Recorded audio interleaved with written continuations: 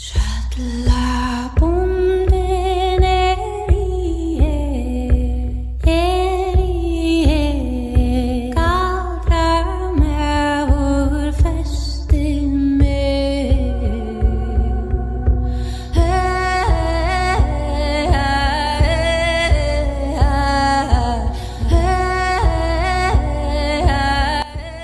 talented college student's inappropriate video goes viral.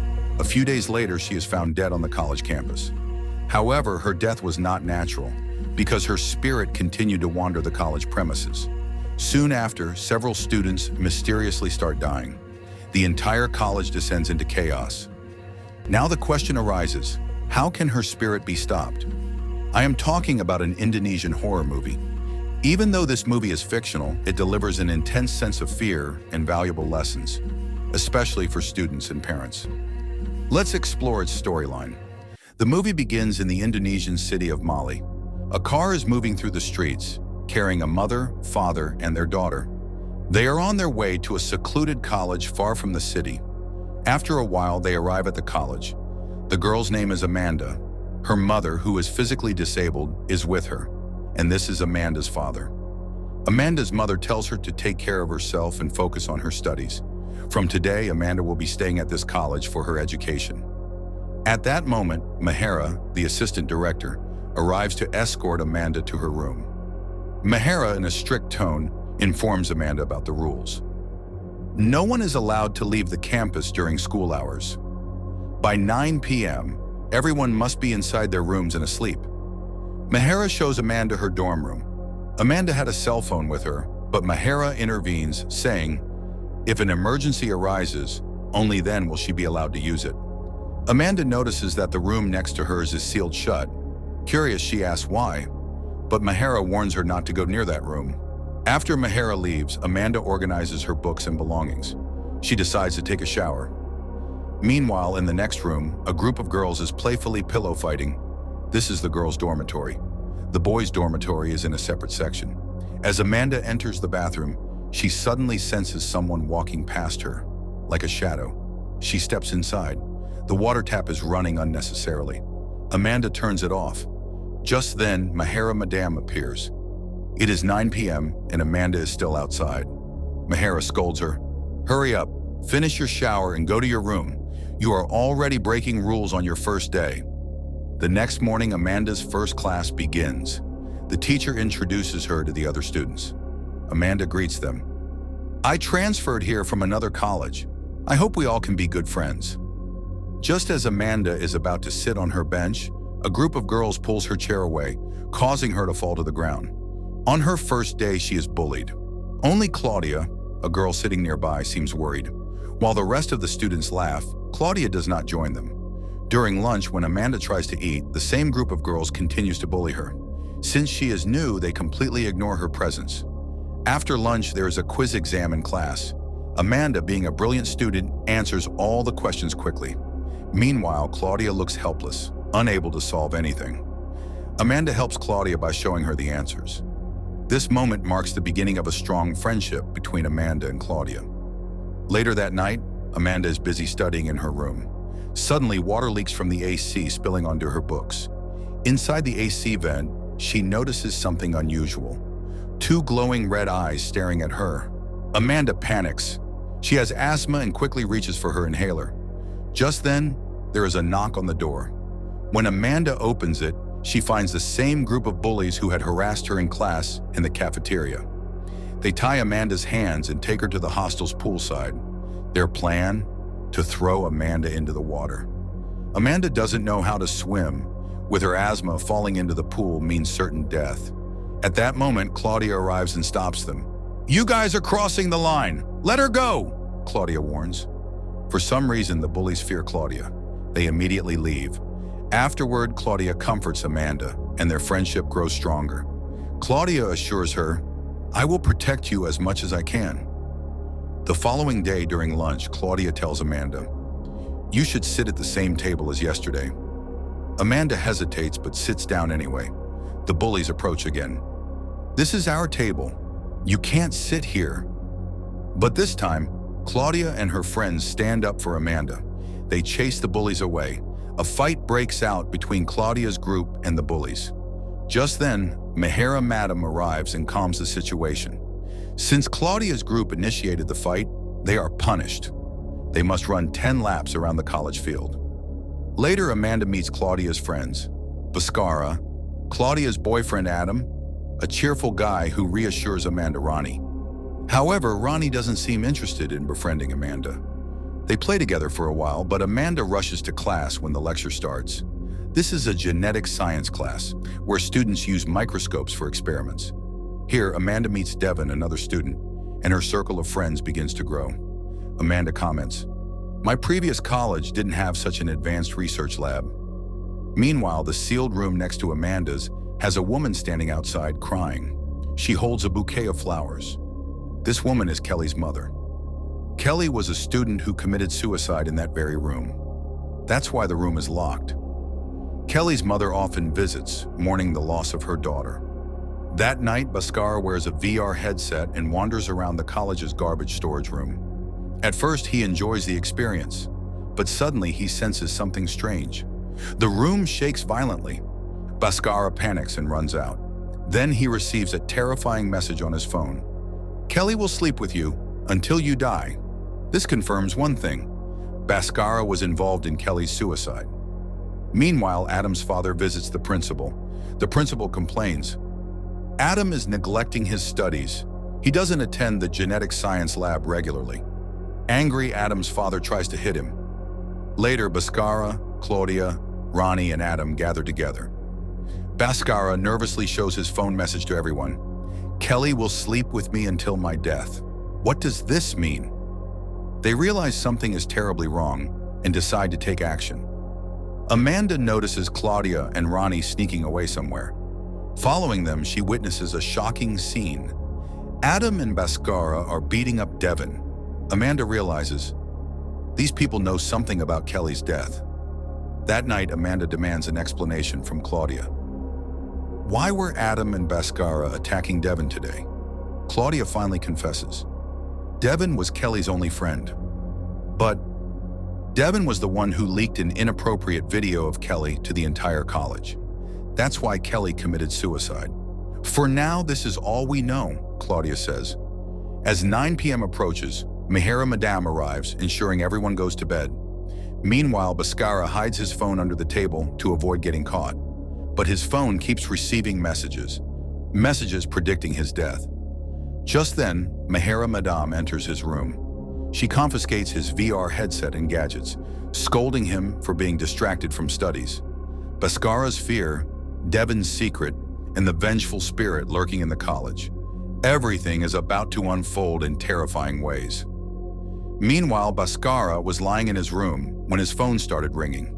Suddenly, a terrifying shadowy figure appeared in the room.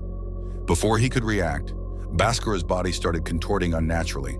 His arms and legs twisted in the wrong direction. In a gruesome and horrifying manner, Bhaskara met his end. The next morning, his lifeless body was discovered. The college authorities declared it a heart attack, but rumors spread among the students. His parents arrived, devastated by the news. Claudia, Bhaskara's girlfriend, was inconsolable. The principal informed Adam that Bhaskara had died of a heart attack. The next day in the research lab, Devin was nowhere to be found. Amanda was confused about his absence.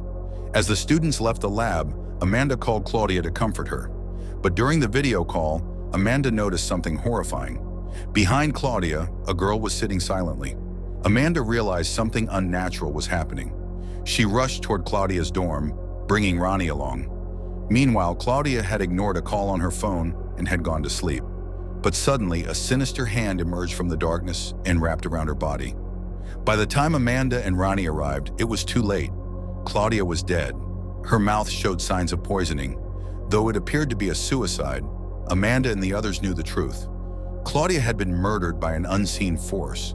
Now only Adam, Ronnie, and Amanda remained alive from their group. They decided they needed to put an end to the supernatural force. Adam suggested they visit a shaman to stop Kelly's vengeful spirit. They approached the principal and requested his car. "Sir, please lend us your car for one day. We need to visit a shaman. These deaths are not natural," Adam pleaded. The principal agreed, and they set off into the stormy night. Rain poured heavily as Adam drove, leading them to a district called Azang in Mali City. It was late at night when they arrived, so they decided to stay at a hotel and visit the shaman in the morning. That night, Amanda received a call from Kelly. Before she could react, she became possessed. Her eyes turned pitch black. An even more horrifying event occurred. Amanda, along with her entire bed, was mysteriously transported into the hotel's swimming pool. No one saw how it happened. A shadowy figure emerged in the water, attempting to drown Amanda. Just as she was about to lose consciousness, Ronnie arrived and pulled her out. "You were sleeping beside me, Amanda. I heard your screams and suddenly you were in the pool." "What is happening?" Ronnie cried. Amanda gasped. "Kelly will come for us every time we sleep."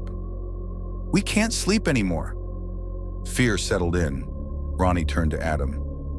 What if Adam has fallen asleep? They rushed to Adam's room, but he was still awake. Realizing the urgency, Ronnie declared, "We can't wait till morning. We need to see the shaman now." They drove non-stop through the night and finally reached the shaman's house the next day. The shaman, a man and a woman, told them what was needed to stop Kelly's spirit. 1. One of Kelly's teeth from her corpse. 2. One of Kelly's most treasured belongings. There was no other way. Determined, the group drove to Kelly's old home, located in the same district. Adam turned to Amanda. "You have to enter Kelly's house and retrieve one of her belongings. We'll be back to pick you up in an hour. Ronnie and I are heading to the cemetery to dig up Kelly's grave and retrieve her tooth." Amanda hesitated but agreed. She knocked on Kelly's house door. A man opened it, Kelly's father. "Leave now," he said coldly. "This is no longer Kelly's house." Before Amanda could say anything, he slammed the door shut. There was something terrifying about his gaze.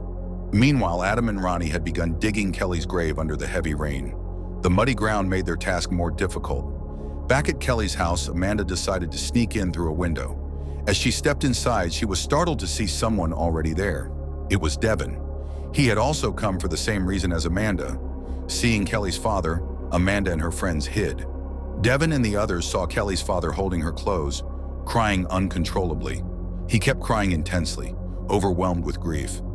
Eventually, the man collapsed, unconscious from sorrow over his daughter. Meanwhile, Kelly's teeth had been extracted from her grave. Outside Kelly's house, Adam and his group were waiting. Amanda stepped out of the house and told them, "I brought a photograph that Kelly used." They were all covered in mud and dirt. They drove straight to the tantric, where a ritual was to be performed. Amanda was laid down, and through the ritual, she would enter the dream realm to uncover the mystery behind Kelly's death. A flashback was revealed. Adam, Bhaskar, Klaw, and Ronnie. These four had ragged Kelly when she first joined college. Kelly was an exceptionally talented student. Bhaskar and Klaw had forced her to dance, partially undressed. They even recorded the whole incident and spread the video throughout the college. Afterward, Kelly confronted them, threatening to report the truth to the police and her family. She wanted to expose that she had been ragged. Fearing this, Bhaskar, Klaw, and Adam pushed Kelly. Her head hit the wall. Unexpectedly, Kelly died on the spot. To cover up their crime, Adam and his group hung Kelly's body from the AC in her room, making it appear as a suicide. This was how Adam and his friends became involved in such a horrific crime. Now the tantric said, "I have trapped Kelly's soul inside this phone. If you press this button, she will be released and will kill everyone. However," the tantric warned, "never sleep at night. If you fall asleep, you may die." With that, Adam and his friends returned to their college. Now that Kelly's spirit was trapped, they had no fear. Still, Ronnie always felt scared. What if Kelly comes back while we sleep? Because of this fear, Amanda and Ronnie never slept. Ronnie told Adam, "We should confess our crimes to everyone. That way, we won't have to live in fear anymore. We can't stay awake forever." But Adam refused. "Never! If we confess, we will rot in jail." Ronnie insisted, "I will tell the truth. We killed Kelly." Now Adam decided to kill Ronnie. He grabbed her by the throat, saying, "I have already killed one person. I can kill you too. I'm not afraid." Hearing the commotion, Devin arrived and saw Adam strangling Ronnie. Furious, Devin attacked Adam, but Adam fought back and started beating Devin mercilessly. Just then, Amanda arrived. She had the phone in which Kelly's spirit was trapped. Amanda said, "I will press the button and set Kelly free." And she did. Amanda released Kelly's spirit. Although Adam tried to stop her and even hit her a few times, Devin struck Adam on the head from behind, knocking him unconscious. Now Kelly's spirit appeared. She was about to kill Ronnie and Adam. At that moment, Kelly's mother arrived. In fact, since Kelly's death, her mother had been coming here every night. Kelly's mother spoke to her. "I love you so much. What happened to you was unfair, but even so, forgive them. What will killing them change? What's lost is already lost." Ronnie, feeling guilty, said, "I will tell everyone how horribly we wronged you." Hearing these words, Kelly's spirit found peace. She disappeared. She would never again haunt or harm anyone in the college. The ending scene. The movie ends with a shocking twist. Kelly, along with the spirits of Bhaskar and Clow, kills the college principal and hangs his body, making it look like a suicide. In reality, the principal never took action against ragging in his college. He never enforced strict rules to expel students who engaged in ragging. That was his crime. Message of the movie: whether in school, college, or anywhere else, when seniors bully or rag juniors, many innocent students suffer. Some cannot endure it and take extreme steps. In many Asian countries, there are countless cases where students lost their lives due to ragging. Everyone must be aware of this issue and take action. How did you like the video? Let us know in the comments. If you liked it, don't forget to share. That's it for now. Stay well.